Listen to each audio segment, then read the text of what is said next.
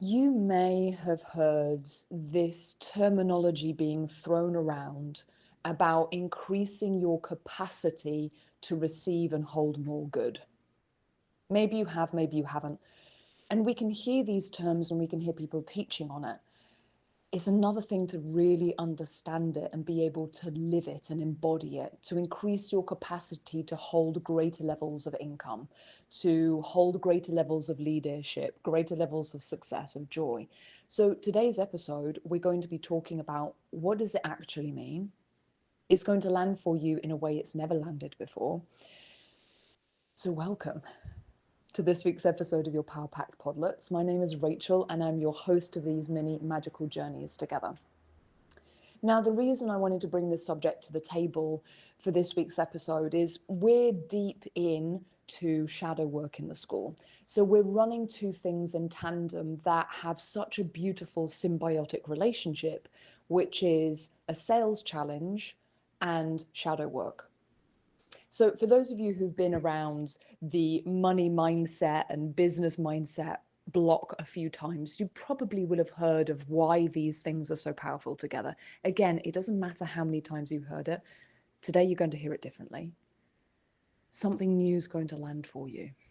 I can feel it in my bones. So I invite you to listen to all the way to the end. So the reason that combining strategy and shadow work is so powerful is the following.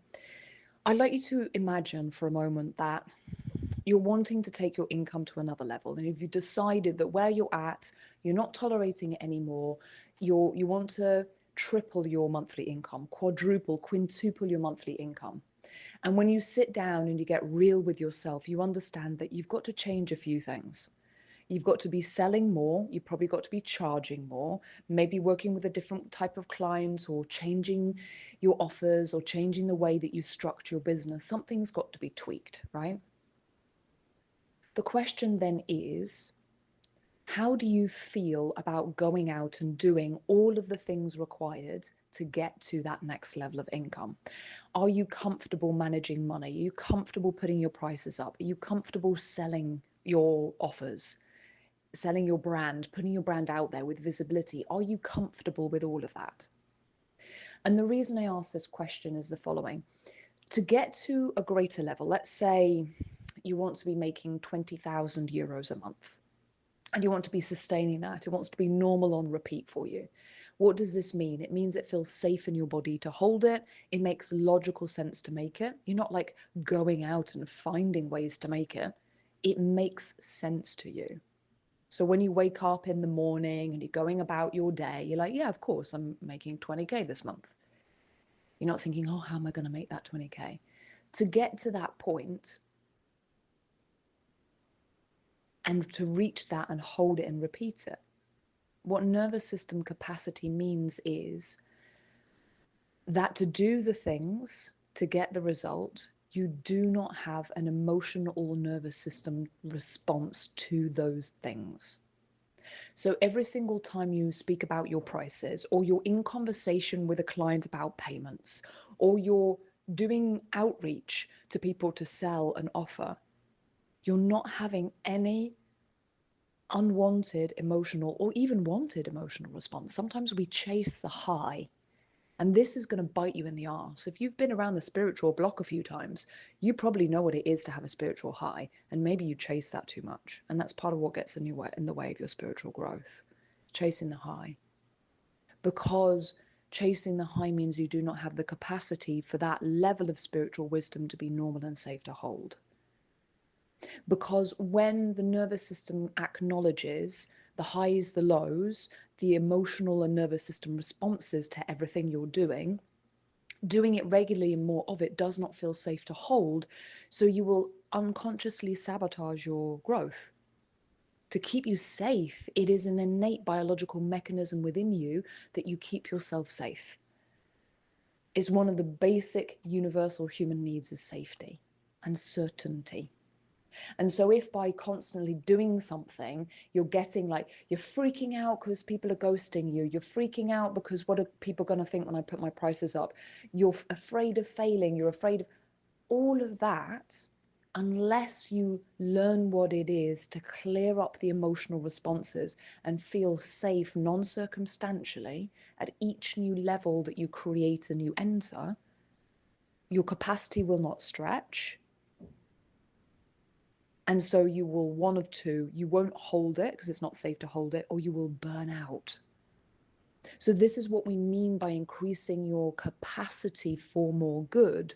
It's that the good that you are allowing in, it's not just about being deserving on it on an unconscious level. It's about the things to receive and to hold and to be that. Because to receive more income, you've got to do things. You can't just sit on your hands and go, well, I deserve more money and therefore it should come to me. It's not how it works. There is not the frequency of more in the expectation that it just comes to you. You've got to be more to receive more. And this can be so easily misinterpreted.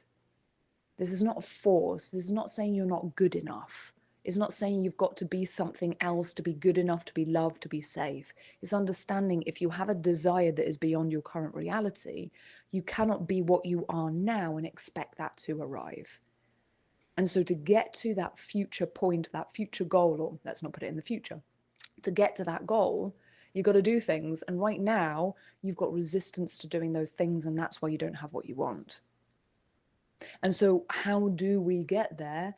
You go out and you get comfortable with money. You face your money fears. You cannot get more comfortable with money unless you face your money fears and you actually be with them and you learn what it is to meet those shadows and to take radical responsibility for them. And so when you take that radical responsibility, you are no longer a victim to the challenge, you are a creator. And from that place, you lead yourself and you do the scary stuff. It's not about not being afraid. It's about feeling the fear. And rather than being afraid of the fear, it's doing it anyway. It is the fear of fear itself that keeps most people paralyzed. They stay in that fear of the fear. I would rather be in fear of the fear than in the fear itself, doing the things and leading myself and being the person who's courageous. Because being in the fear of the fear is safe, because it doesn't require you to do things where you might fail, you might make a tit of yourself, all of that. So this is why I do not believe in strategy alone, because I'm not interested in you burning out on the way to your success. I'm not interested in it, but let me finish with this. There's so much I want to show you. That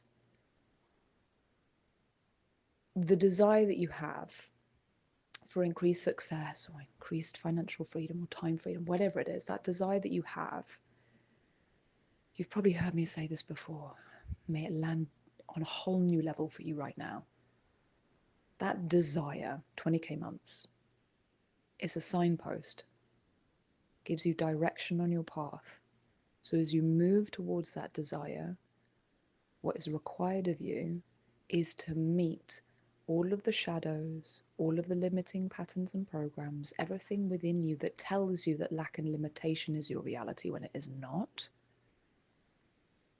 so that you may heal, break karmic bonds, also known as subconscious and nervous system patterns, and you can create a greater sense of trust in yourself, in the universe, in your path. You lose fear of the challenges of your own darkness. It's freedom. And so that desire that you have is not a weight that you carry. Oh, I don't have the 20K months, for example. It's not a weight that you carry, a burden, a load. It's a gift because it gives you a reason, a driving force to heal.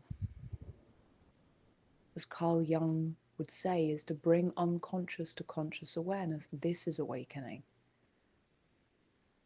The singing bowls and the mantras and the yoga classes and the cacao ceremonies are beautiful. The true healing is when we bring unconscious to conscious awareness. These are moments in time where we have an experience that helps us tap into a state. So we may recognize that state. so that that becomes our normal state of being. When you're in the sound bowl healing and you reach that feeling, yes, there can be healing on a cellular level, but it is not the sound bowl's responsibility to heal you. They'll be taking your power away from you. It is you healing yourself. And so what does that look like in real time as you're building and growing your business and you're going out and you're serving people?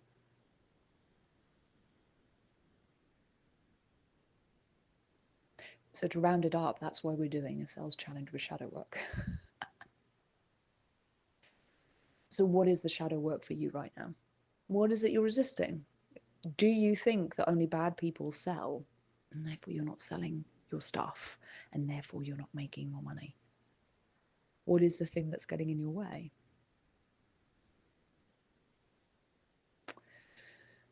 So for those of you who you want to be in a space where you get all of the things, if you're like my students, if you're like myself, you're hungry to learn, it fascinates you. You don't just want to do the strategy and the inner mastery to get a result.